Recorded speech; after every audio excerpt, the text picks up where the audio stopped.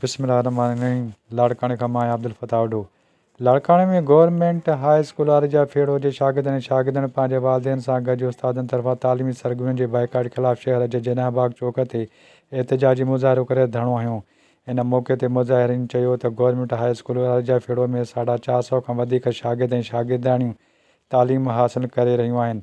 हिननि इल्ज़ाम लॻायो त गुज़िरियल 20 नवंबर ते तालीम खाते तरफ़ां अगस्टा अॻवान स्कूल जे इंचार्ज हेड मास्टर 16हीं ग्रेड जे सरफराज़ अली कलोड़े खे हटाए संदसि जाइ ते 17हें ग्रेड जे हेड मास्टर हाजी ख़ान मोहम्मद जावेद खे मुक़ररु कयो वियो हो।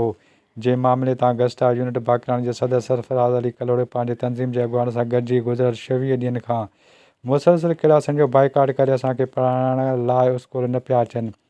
जॾहिं त हेड मास्टर हाजी ख़ान मोहम्मद जावेद कुझु उस्ताद स्कूल में रोज़ाने जी बुनियाद ते ड्यूटी करे रहिया आहिनि। जॾहिं त उस्तादनि तरफ़ां क्लासनि जे बाइकाट सबबि असांजी तालीम सख़्तु मुतासिर थी रही आहे।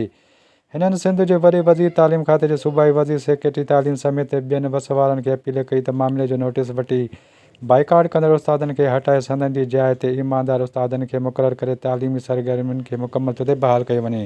अब्दुल फताह उडो A4 न्यूज़ लाड़काणो।